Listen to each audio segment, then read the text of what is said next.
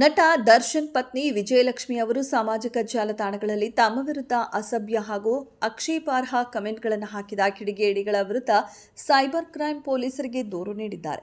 Jalagara university ಎಂಬ ನಕಲಿ ಖಾತೆಯ ವ್ಯಕ್ತಿ ಪತ್ತೆ ಹಚ್ಚಲು ಪೊಲೀಸರು ತನಿಖೆ ಆರಂಭಿಸಿದ್ದಾರೆ.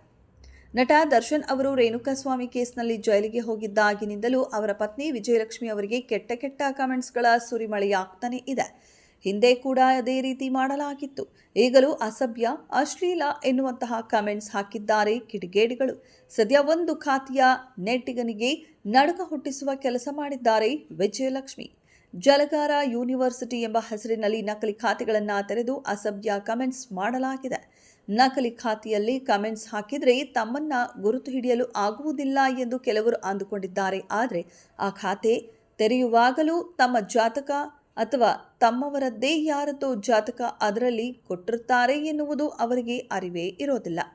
ಅದೇ ಕಾರಣಕ್ಕೆ ವಿಜಯಲಕ್ಷ್ಮಿ ಅವರು ಈ ಫೇಕ್ ಅಕೌಂಟಿಗನ ವಿರುದ್ಧ ಪೊಲೀಸರಲ್ಲಿ ದೂರು ದಾಖಲು ಮಾಡಿದ್ದಾರೆ. ವಿಜಯಲಕ್ಷ್ಮಿ ಸಿನಿಮಾ ನೋಡಲು ಹೋದ ವಿಡಿಯೋಗಳನ್ನು ಸಾಮಾಜಿಕ ಜಾಲತಾಣಗಳಲ್ಲಿ ಹಂಚಿಕೊಂಡು ಆಕ್ಷೇಪಾರ್ಹವಾಗಿ ನಿಂದಿಸಿದ್ದಾರೆ.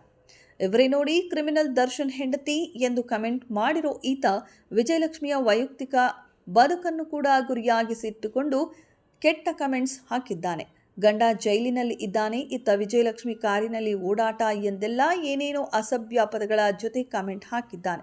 ಈತನಿಗೆ ಈಗ ವಿಜಯಲಕ್ಷ್ಮಿ ಅವರು ನಡುಕ ಹುಟ್ಟಿಸಿದ್ದಾರೆ. ಬೆಂಗಳೂರಿನ ಸೈಬರ್ ಕ್ರೈಂಗೆ ದೂರು ನೀಡಿದ್ದಾರೆ. ನಕಲಿ ಪ್ರೊಫೈಲ್ಗಳ ಹಿಂದೆ ಅಡಗಿರುವ ಆ ಅಸಲಿ ಮುಖ ಯಾರದ್ದು ಎಂದು ಪೊಲೀಸರು ತನಿಖೆ ಶುರು ಮಾಡಿದ್ದಾರೆ.